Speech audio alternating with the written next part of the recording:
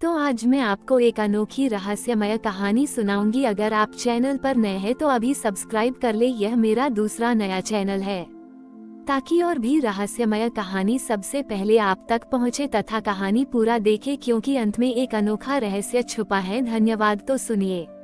एक शांत और घने जंगल के किनारे, जहां जीवन की आपाधापी से दूर एक आध्यात्मिक शांति थी, वैराग्यवन नाम का एक आश्रम था। यह आश्रम अपने कठोर संतों और गहन आध्यात्मिक तपस्या के लिए प्रसिद्ध था। आश्रम के ठीक केंद्र में एक प्राचीन शिव मंदिर था, जहां एक अस्पष्ट पत्थर का आत्मलिंग स्थापित था। यह मान्यता थी कि यह आत्मलिंग तभी अपनी दिव्य चमक और शिव के वास्तविक दर्शन कराता था जब कोई संत अपने ज्ञान और तपस्या के अभिमान को त्याग कर विनम्रता और सच्चे हृदय से निस्वार्थ भाव से सेवा करता था, न कि केवल अपने चमत्कार दिखाने के लिए। श्रावण मास में संत और भक्त इस मंदिर में आते थे और शिव के दर्शन की अभिलाषा के लिए प्रार्थना करते थे, यह मानते हुए कि शिव जी की कृपा से ही उन्हें परम सत्य का बोध होता है। परंतु पिछले कुछ दशकों से वैराग्यवन के संतों में केवल अपनी सिद्धियों और दूसरों पर श्रेष्ठता साबित करने की प्रवृत्ति बढ़ गई थी। वे आध्यात्मिक ज्ञान को केवल एक शक्ति मानते थे जिससे वे भक्तों को प्रभावित कर सकें।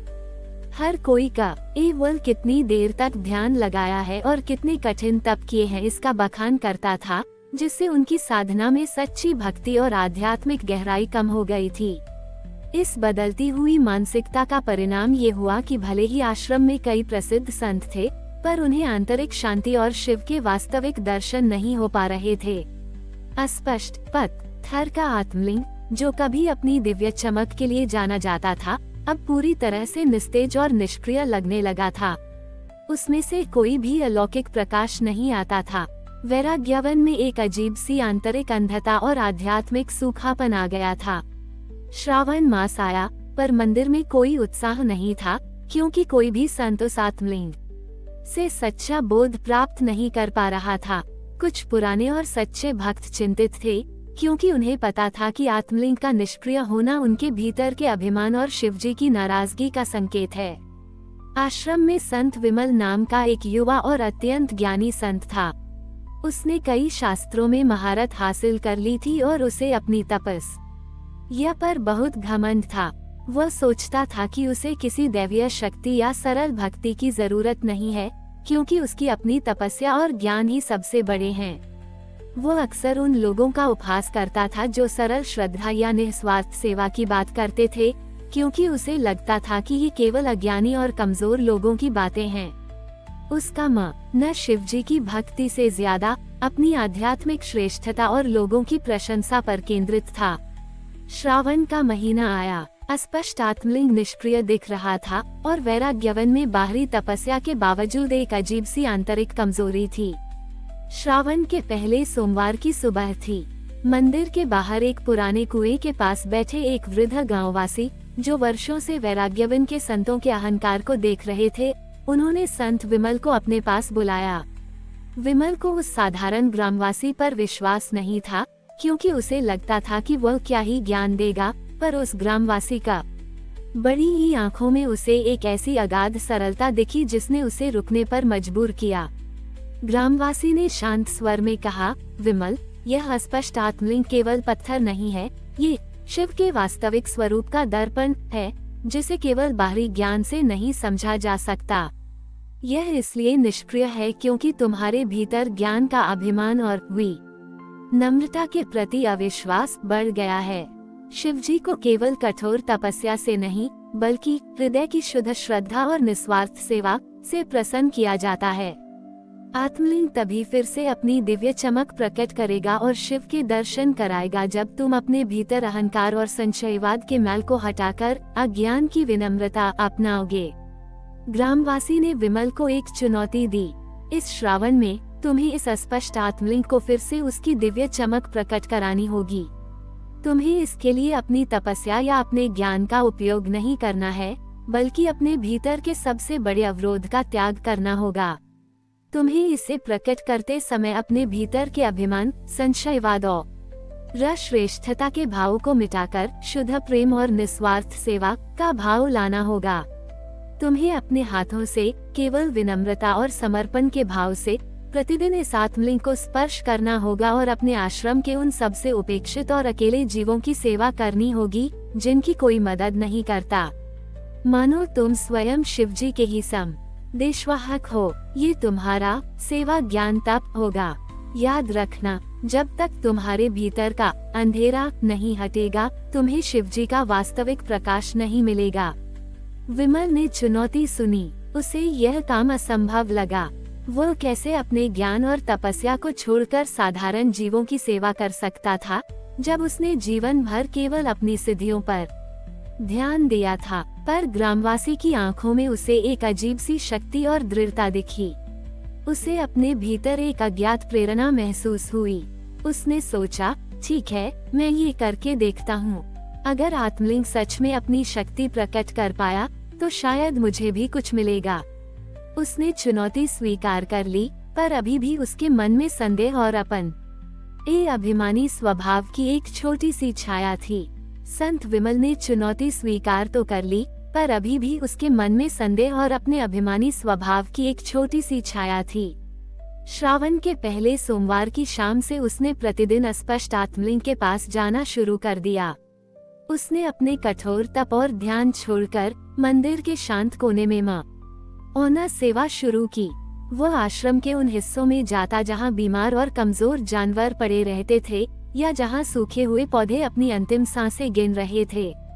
वो उन्हें पानी देता, उनके घावों को साफ करता और उन्हें सहारा देता, बिना अपनी तपस्या का प्रदर्शन किए या किसी से प्रशंसा की अपेक्षा किए।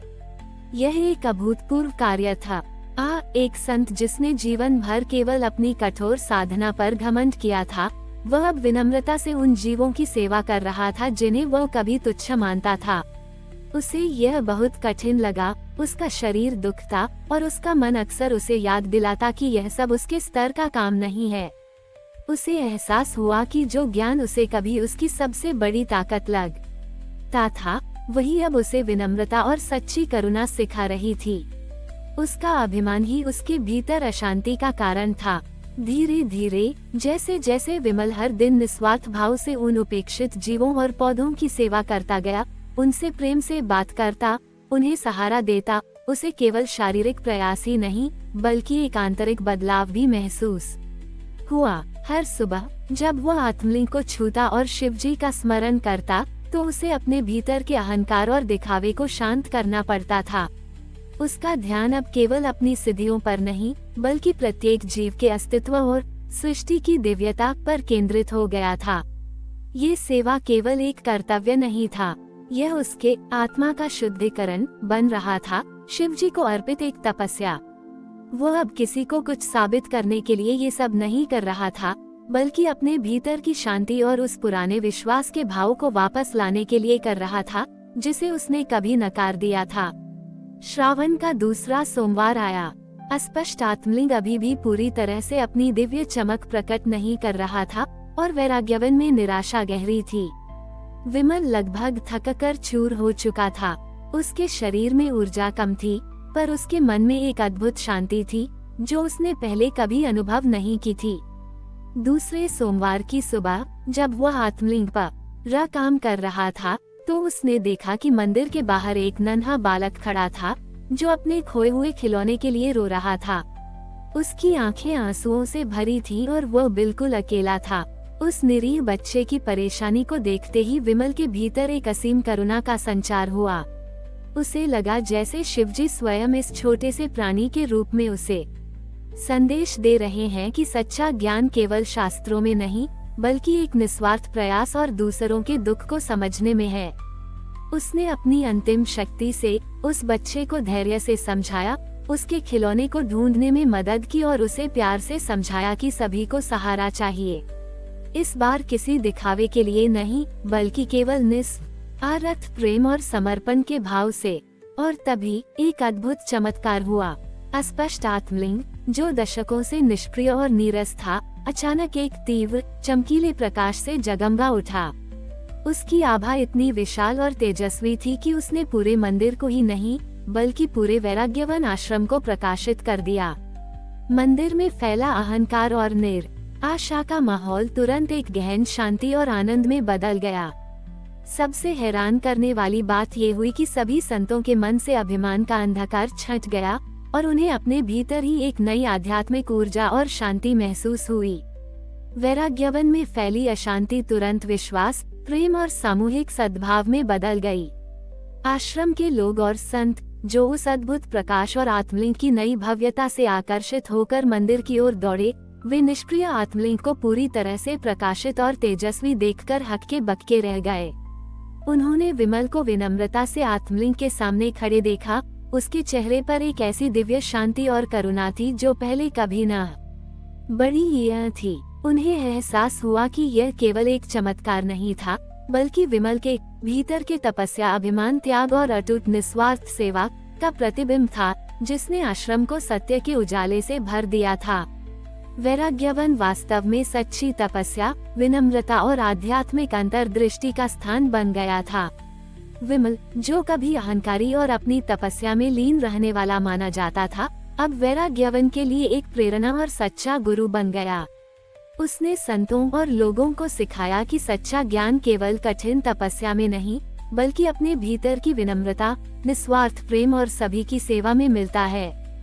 अस्पष्ट आत्मलिंग अब केवल मंदिर का प्रतीक नहीं था, बल्कि एक निरंतर याद दिलाता था कि सच्ची भक्ति और आत्मा का समर्पण ही सबसे बड़ा प्रकाश है और वही हमें शिवजी के वास्तविक स्वरूप से जोड़ता है। हमारी और भी आध्यात्मिक एवं अनोखी कहानियाँ देखने के लिए हमारे चैनल पर जाएं तथा धार्मिक एवं पौराणिक अनोखी कहानियाँ हमारे चैनल पर है। कृपया जाके देखें तथा हमारे चैनल को सब्सक्राइब करके रखें और वीडियो लाइक जरूर करें। धन्यवाद।